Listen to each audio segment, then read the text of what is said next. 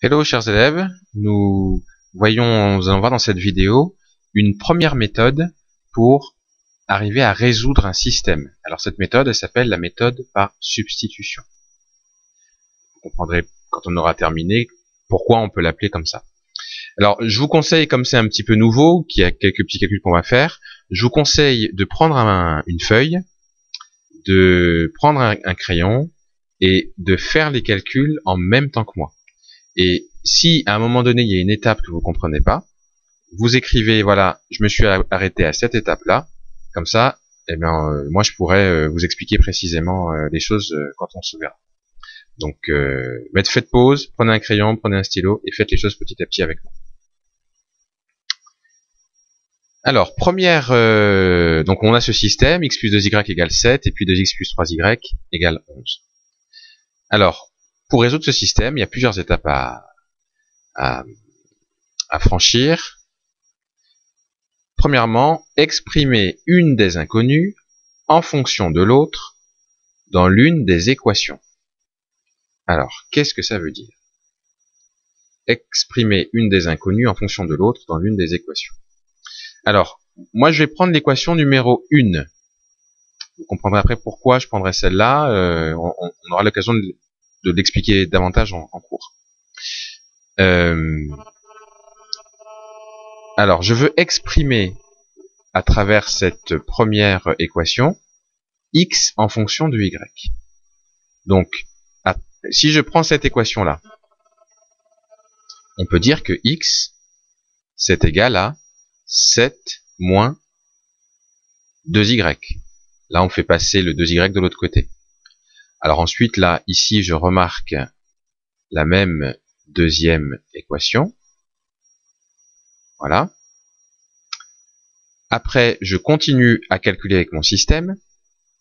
Et en fait, vous voyez, là, on dit que le nombre x, enfin x, oui, c'est égal à 7 moins 2y. C'est bien ça qu'on dit, que x, c'est égal à 7 moins 2y.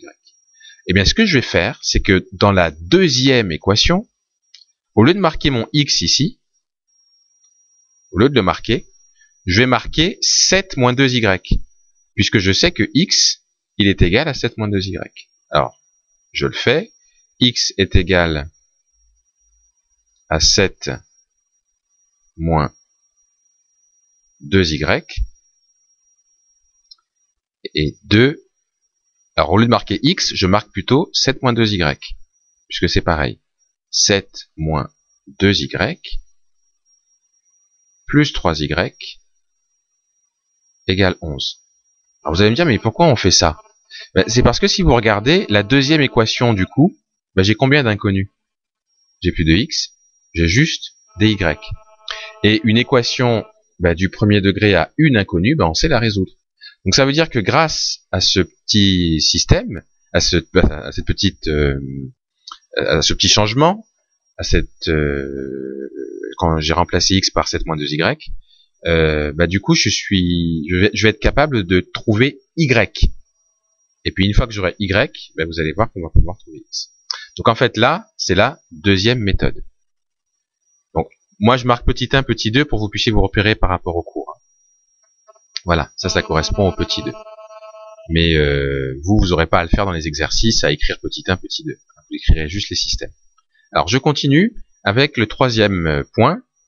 Je résous l'équation que j'ai en bas. Alors, je réécris l'équation du haut. Et l'équation du bas, je la résous. Alors on va développer.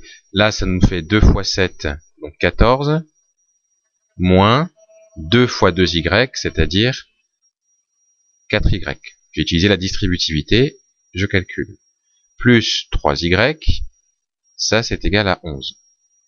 Je continue mes calculs. Je réécris x est égal à 7 moins 2y. Alors vous allez me dire, est-ce qu'il faut l'écrire à chaque fois? Ben oui, il faut l'écrire à chaque fois. Parce que c'est un système, donc les deux marchent ensemble. Alors, moins 4y plus 3y, ça fait moins y. Donc je peux écrire 14 moins y est égal à 11. Je continue. Alors j'espère que je vais pas manquer de place. x est égal à 7 moins 2y. Et donc en dessous, alors je vais aller peut-être un petit peu plus vite parce que quand on va manquer de place. Y du coup, c'est égal à 14 moins 11. C'est-à-dire 3. Donc si vous résolvez cette équation-là, on fait passer en fait le y de l'autre côté, et puis le 11 on le fait passer de ce côté-là, et puis faites le calcul par vous-même, vous allez voir, vous allez trouver y est égal à 3. Donc du coup maintenant, qu'est-ce que je sais? Je sais que mon y, il vaut 3. Qu'est-ce que je vais faire? Dans la première équation, je vais remplacer mon y par 3, puisque je sais que c'est égal à 3. Donc x est égal à 7 moins 2 fois y, donc fois 3. Et là, je peux écrire y est égal à 3. Et donc du coup, qu'est-ce que j'obtiens? Peut-être que je peux l'écrire même directement ici. 7, ça fait 7 moins 6, ce qui fait 1. Donc qu'est-ce qu'on peut dire? X est égal à 1, Y est égal à 3. Alors, juste par rapport aux étapes, là ici je vous disais que la quatrième étape c'était calculer la deuxième inconnue en remplaçant la valeur dans l'une des deux équations, résoudre l'équation obtenue et conclure. Alors, juste pour que vous vous repériez dans le cours, ça, alors voilà, ça c'est la quatrième étape. Non, excusez-moi. Calculer la deuxième inconnue en remplaçant la valeur dans l'une des deux équations. Si, c'est ça. Donc ça c'est la quatrième étape. Ensuite, une fois qu'on a remplacé, on calcule. C'est la quatrième et la cinquième si vous voulez, en quelque sorte. Voilà. Et puis maintenant on peut conclure. La conclusion c'est, et c'est ça qu'il faudra marquer aussi quand vous résolverez quand vous résoudrez, quand vous résoudrez des systèmes, le couple solution,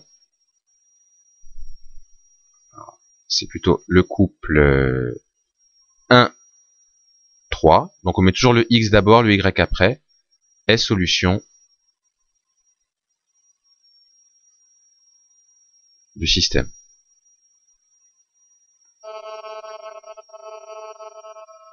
Voilà, donc ça c'est la méthode par substitution, donc j'espère que vous avez à peu près suivi les étapes. Et ce qui va vous aider à vous rappeler des choses, c'est de faire des exercices, ce que l'on fera, ne vous inquiétez pas.